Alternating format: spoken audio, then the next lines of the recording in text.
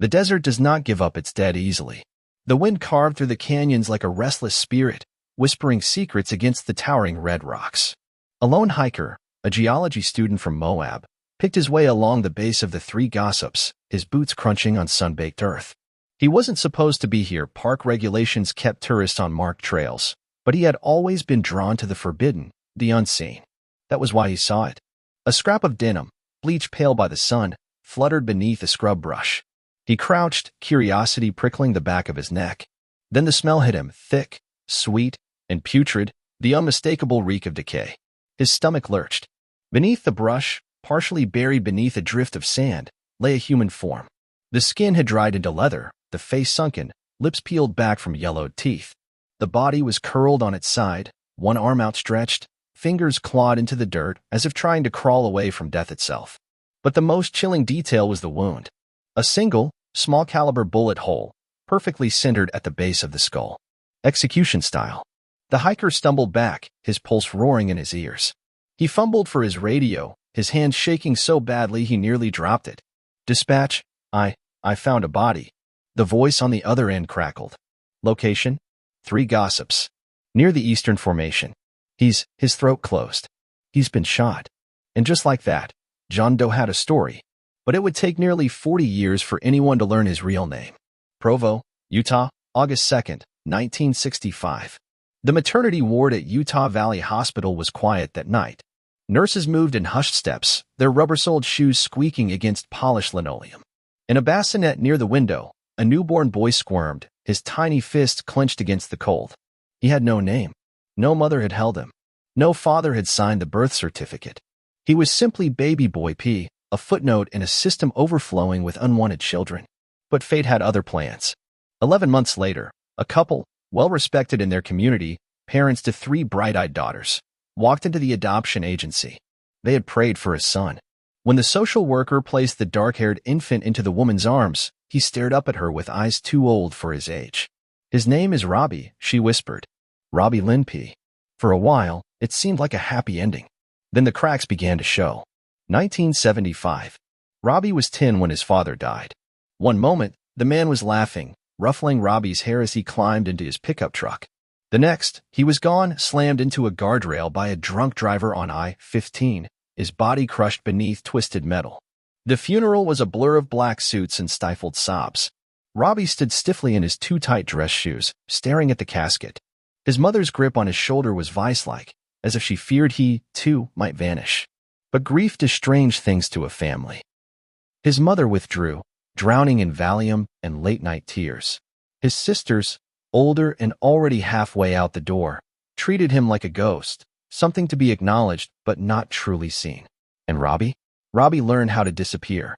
By 13, he was skipping school, wandering the railroad tracks behind their neighborhood.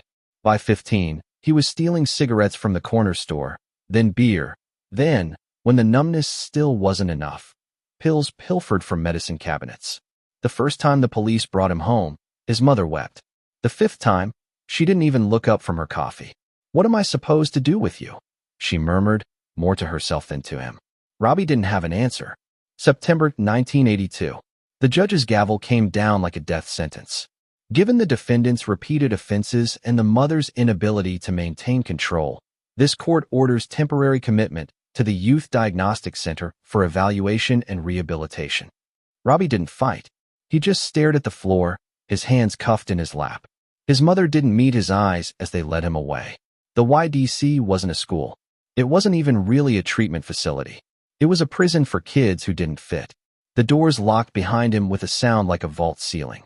The walls were painted a sickly green, the air thick with the stench of bleach and sweat. Boys, some as young as 12, some nearly 18, eyed him with a mix of suspicion and predatory interest. Then he appeared, an older man, too old to be in a place like this, with ice blue eyes and a voice like gravel. "You're new," the man said, his accent curling around the words. "Dutch, maybe. Or German." Robby said nothing. The man smirked. "You don't belong here, kid." And for the first time in years, Robby felt seen. October 7th, 1982. The fence was taller than Robby expected. Barbed wire coiled along the top like a serpent, glinting under the security lights. Beside him, Danny, a wiry kid from Ogden, breathed hard through his nose. "We're gonna die if we stay here," Danny had said earlier, his eyes wild. "You in or not?" Robby was in. The Dutchman had given them the plan. Wait for the shift change. Crawl through the blind spot near the generator. Run like hell. Now, crouched in the shadows, Robby's heart hammered against his ribs. Go.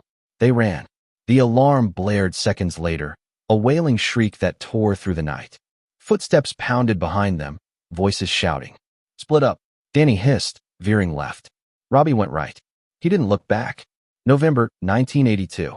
The letters arrived sporadically, postmarked from different cities. "Meet me in Boulder," the Dutchman had written. "I have a place for us." Robby hitched rides, slept in bus stations, and stole food when he had to. By the time he reached Colorado, winter had begun to claw its way across the Rockies. The Dutchman's apartment was small, cluttered with maps and newspapers. He called Robby Robert. Now, a joke, he said. A new name for a new life. But something was wrong. The man was jumpy, paranoid. He burned papers in the sink, made Robby memorize phone numbers instead of writing them down. "They're watching," he muttered once, staring out the window. "Who?" Robby asked. The Dutchman just smiled. "People who don't like loose ends." December 1982. The last time anyone saw Robby Peay alive, he was standing at the edge of a cliff, staring into the abyss. The Dutchman had driven them there in silence, the truck's headlights cutting through the pre-dawn gloom. "We need to talk," he said. Robby knew then. He turned just in time to see the gun. The shot echoed through the canyon, a single, sharp crack swallowed by the desert. No one heard it. No one came. Moab Cemetery 2022. The grave was unmarked, but not forgotten. Detective Chambers knelt in the dirt as the excavators carefully lifted the casket. 40 years. 40 years of silence, of unanswered questions. The dental records had been misfiled. The DNA had been waiting. And now, at last, Robby Peay would go home. But the man who killed him? He was still out there. The truth of his death remains a mystery, but perhaps, one day, justice will come.